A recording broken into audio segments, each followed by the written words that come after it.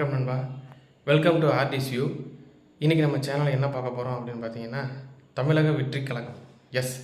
அதாவது தமிழக வெற்றி கழகத்தின் தலைவர் தளபதி விஜய் அவர்கள் நேற்றைய தினம் அவருடைய கட்சி கொடியையும் கொடி பாடலையும் அறிமுகப்படுத்தியிருக்கிறாரு. இந்த தகவல் ரெண்டு நாளைக்கு முன்னாடியே முறையாக அறிவிச்சிட்டாங்க. அதே போல் நேற்று காலை பொழுதுலே அவங்களுடைய கழகத்தின் கட்சி கொடியையும் கொடி பாடலையும் அறிமுகப்படுத்தியிருக்கிறாங்க. அதை பற்றின வீடியோ தான் நம்ம இன்றைக்கி பார்க்க போகிறோம். அதாவது அவருடைய கட்சி கொடியில் இடம்பெற்றக்கூடிய நிறங்கள், முதல்ல முக்கியமாக பார்க்கக்கூடிய நிறங்கள் என்ன அப்படின்னு பார்த்தீங்கன்னா, மஞ்சள் சிவப்பு நிறத்தில் கொடியை உருவாக்கியிருக்கிறாங்க.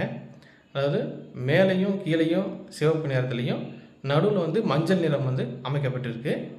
நடுவில் வாகைப்பூ, அதாவது வாகைப்பூவில் இது ஒரு வகையான வாகைப்பூ அப்படிங்கிற மாதிரி சொல்கிறாங்க. சங்ககால இலக்கிய வாகைப்பூ அப்படிங்கிறது இல்லை அப்படிங்கிற மாதிரி தகவல் வருது.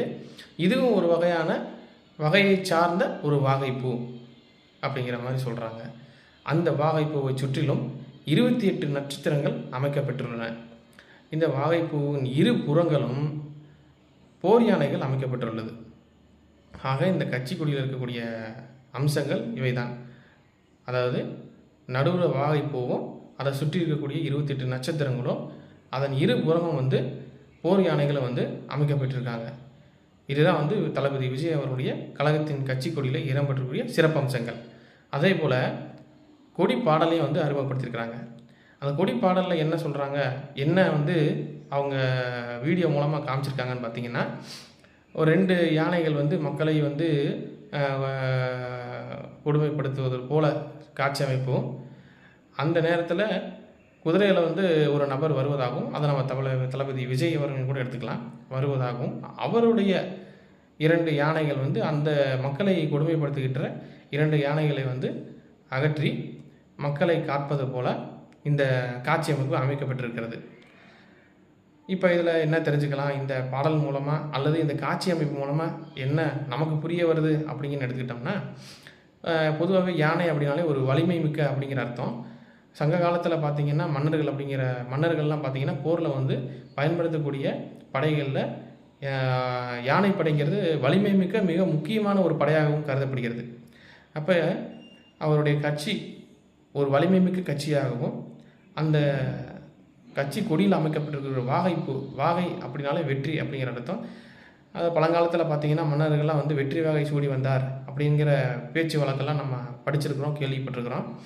அதே மாதிரி வாகைப்பூ, வெற்றிக்கு அடையாளமான வாகைப்பூவையும் வச்சுருக்காங்க. ஸோ தன்னுடைய கட்சி ஒரு வெற்றி மிகுந்த கட்சியாகவும் வலிமை மிக்க கட்சியாகவும் திகழணும் அப்படிங்கிற நோக்கத்தில் வச்சுருக்காங்கிறது நமக்கு தெளிவாக தெரியுது. அதுபோக தளபதி அவருடைய உரை ரொம்ப ஷார்ட் அண்ட் ஸ்வீட்டாக முடிச்சிட்டாரு. இந்த கொடியின் பின்னணி பற்றியும் கட்சியின் கொள்கை பற்றியும் முழு விவரத்தையும் தன்னுடைய முதல் மாநாட்டில் அறிவிக்க போகிறதா சொல்லியிருக்கிறாங்க. நம்ம தளபதி விஜய் அவர்களுடைய ஃபேன்ஸுக்கு ஒரு பெருத்த ஏமாற்றமாக இருக்கலாம். ஏன்னா அவருடைய உரை ஷார்ட் அண்ட் ஸ்வீட்டாக முடிஞ்சது. ஆனால் இருந்தாலும் அவருடைய நிதானத்தை நம்ம பாராட்டி ஆகணும். ஏன்னா அரசியலில் மிக முக்கியமாக பார்க்கக்கூடியது நிதானம்.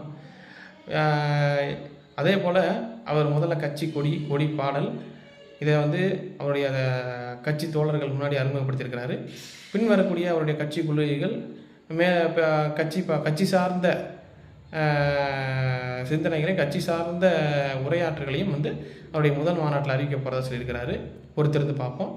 தளபதி விஜய் அவர்கள் அரசியலுக்கு வருவது எல்லோரோட வரவேற்கத்தக்க ஒன்று. நம்மளும் வரவேற்கிறோம். இன்றைக்கு இருக்கிற காலகட்டத்தில் எந்த கட்சிக்கு எதிரியாவோ போட்டியாவோ யாரையும் பார்க்குறதில்ல. தமிழக மக்களுக்கும் தமிழ்நாட்டுக்கும் நல்லது செய்யக்கூடிய கட்சி எதுவாக இருந்தாலும் அதற்கு தமிழ் மக்கள் என்றும் ஆதரவு கொடுப்பார்கள். அந்த வகையில் தளபதி அவர்கள் அரசியலுக்கு வருவது வரவேற்கத்தக்க ஒன்று. மேலும் அவர் அவருடைய கோட்பாடுகள் என்ன, கொள்கைகள் என்ன அப்படிங்கிறத வரக்கூடிய மாநாட்டுகளையும் அடுத்தடுத்த நிகழ்வுகள் தான் தெரியும். என்ன ஏதுங்கிறத நம்ம வரக்கூடிய நிகழ்வுகளில் கண்டிப்பாக பார்ப்போம். இது போன்ற நிகழ்வுகள் அடுத்தடுத்து உங்களுக்கு வர்றதுக்கு தொடர்ந்து நம்ம சேனலுக்கு சப்போர்ட் பண்ணுங்கள். அப்போ உங்களுடைய ஆதரவில் தான் நம்ம சேனலை மேலும் நாங்கள் அடுத்தடுத்து வீடியோஸ் பண்ண முடியும். இந்த வீடியோ பிடிச்சிருந்தால் லைக் பண்ணுங்கள், ஷேர் பண்ணுங்கள், கமெண்ட் பண்ணுங்கள். தொடர்ந்து உங்கள் சப்போர்ட் எங்களுக்கு கொடுங்க. வணக்கம் நண்பா.